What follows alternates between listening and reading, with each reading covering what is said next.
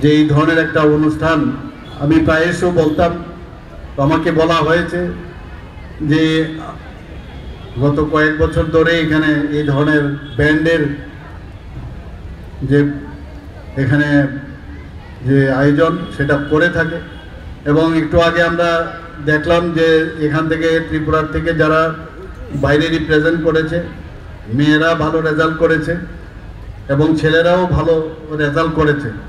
এবং এটা আমাদের গর্বের বিষয়, এরকম একটা রেজাল্ট ব্যান্ড নিয়ে সেটাও ভাবা যায় যে সিলেবাসের বাইরে, স্কুলের মধ্যে পড়াশোনা এগুলো তো থাকবেই, কিন্তু সিলেবাসের বাইরেও খেলাধুলা তো আছে, কিন্তু এটাও খেলাধুলার একটা পার্ট। আমি মনে হয় যে এই ধরনের ব্যান্ড নিয়ে আপনারা সবাই এখানে এসেছেন। এবং এতে করে আমি আরও যা দেখলাম, এখানে যারা স্টুডেন্টরা আছেন, ছেলেমেয়েরা আছেন, তাদের যে উৎসাহ আমি এখান থেকে দেখতে পাচ্ছি এবং তাদের যে সাজ সজ্জা সেটাও পরিলক্ষিত হচ্ছে। এবং সব মিলিয়ে আমার মনে হয় যে এটা একটা সাংস্কৃতিক এবং দলগত কার্যক্রম, সেটা আগামী দিনের আমাদের যে ত্রিপুরা রাজ্যের মান অনেক উঁচুতে তুলবে। এখানে সবচেয়ে বড় যে বিষয় যে state level inter school band competition 2025, আমার মনে হয় this is not an competition only, it is not a competition. এটার মধ্যে আমরা ব্যান্ড বাজানো বা শেখা এত সহজ নয়, যে এর মধ্যে যে ডিসিপ্লিন, এর মধ্যে যে মানে ইউনিটি এবং তার মধ্যে যে টিম স্পিরিট সেটা কিন্তু চলে আসে। এবং এটা একটা সৃজনশীলতা, যে একসাথে তালে তাল মিলিয়ে সেটাকে সুর সৃষ্টি করে সবাই, এটা থেকে কিন্তু আমরা আগামী দিন, যে আমি সবসময় সব জায়গায় এক কথা বলি, এখানে মিডিয়া বন্ধুরা আছেন, আমি সবসময় বলি যে the life is not disorder, it is an order, it should be in order. তো আমাদের জীবন যাত্রা এবং আমাদের পথ চলার ক্ষেত্রে একটা প্রপার অর্ডারে যদি আমরা যাই, তো এই ধরনের যে ব্যান্ডের মাধ্যমেও কিন্তু আগামী দিন আমরা অনেক সুন্দরভাবে আমাদের রাজ্যকে, যেটা আমরা ইউনিটি ইন ডাইভার্সিটি আমরা বলি, সেটা আমরা করতে সক্ষম হবে। এবং এখান থেকেই কিন্তু আমাদের শুরুয়াত, আমাদের জীবনের যে ভবিষ্যৎ, সেই ভবিষ্যতে পথ চলার ক্ষেত্রে এটা একটা আমাদের বড় শক্তি। এবং যে আগামী দিন যে কঠোর যে সমস্যা বাস্তবতার সঙ্গে যখন মোকাবেলা করতে হবে, এই ধরনের বেস লাইন যখন তৈরি হবে, তাহলে কিন্তু মানে নিজেকে সেইভাবে আমরা তৈরি থাকতে পারবো। আমাদের 2000 মাননীয় প্রধানমন্ত্রীজি যখন ওনার প্রধানমন্ত্রীজির দায়িত্বে নিলেন 2017 সালে, এই শিক্ষা মন্ত্রণালয়, আমাদের দেশের শিক্ষা মন্ত্রণালয় থেকে 2017 থেকে এই কার্যক্রম শুরু করেছে। এবং ত্রিপুরা 2019 থেকে আমাদের সরকার আসার পর সেখানে যোগদান করছে। এবং আমার মনে হয় যে এইগুলোতে আরও বেশি, আমি জানি না, আজকে দেখলে আরও বুঝতে পারবো, এক দুটো স্কুলের আমি ব্যান্ড আমি দেখেছি, কোনো অংশে ওরা কম নয়, কারণ তার মানে রেজাল্ট আমরা দেখতে পাচ্ছি সারা ভারতবর্ষে। আজকে যদি 28টা রাজ্য আমরা দেখি, সেই 28টা রাজ্যের যে পূর্ণ রাজ্য, সেই সব রাজ্যের মধ্যে যে আমাদের ছেলে মেয়েরা কেউ সেকেন্ড হচ্ছে, কেউ ফার্স্ট থার্ড হচ্ছে, তো চারটেখানি কথা নয় সেটা।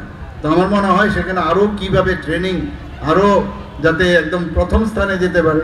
আমি শিওর যে আজকে যারা এখানে এই ব্যান্ড এর সাথে এখানে ওরা পরিবেশন করবে, অনেকে হয়তো বা প্রাইজ পাবে, অনেকেও পাবে না, কিন্তু মেইন হচ্ছে এই প্ল্যাটফর্মে সবাই যে যোগদান আজকে করছে। এখানে আমার কাছে যা কাগজ দেওয়া হয়েছে, সেখানে প্রায় 12টার মতো যে স্কুল থেকে তারা অংশ নেবে, বিভিন্ন স্কুল থেকে, সরকারি স্কুল, কেবি এবং নবোদয় স্কুল, প্রাইভেট স্কুল, সব মিলে এটা আমার মনে হয় কালারফুল যে বলে একটা উৎসব, সেটা কিন্তু আজকে আমরা দেখতে পাচ্ছি।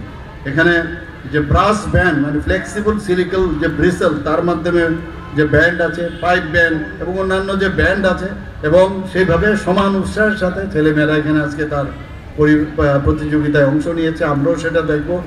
এবং আগামী দিন আমার মনে হয় যে এই যে নিজের তাল এবং নিজের সুর মিলে, এটা পুরো দল মিলে আমরা যে একটা সঙ্গীত তৈরি করতে যাচ্ছি, এবং তাতে করে জীবনে চলার ক্ষেত্রে আমরা নিজের জীবনকেও কিন্তু সেইভাবে সামনের দিকে এগিয়ে নিয়ে যাব। এতে করে আমরা শৃঙ্খলা, ধৈর্য এবং দলগত সহযোগিতা, এগুলো কিন্তু মানুষের মধ্যে চলে আসে। আমাদের এই যে গুণগুলো আছে, তাকে মানুষকে শুধু খেলোয়াড় বা ভালো মানে শিল্পী শুধু করে না, তাতে করে একটা ভালো মানুষ বলতে যা হয় সেগুলো কিন্তু চলে আসে, জীবনে সফল সেখান থেকে চলে আসে। আমার আজকে খুব ভালো লাগছে, আমি এই উমাকান্ত স্কুল থেকে আমি পাস করেছি হায়ার সেকেন্ডারি, আমার এখনো মনে আছে। আর এইরকম একটা স্কুলের মধ্যে আজকের এই অনুষ্ঠান, তো নিজেকে অনেকটা মানে যখনই এখানে কোনো অনুষ্ঠান হয় তো টু সাম এক্সটেন্ট এখানে কিন্তু আমার একটা অদ্ভুত একটা মানে ফিলিং অফ ওয়েলবিং যেটাকে বলে নস্টালজিক যে বিষয় সেটা চলে আসে।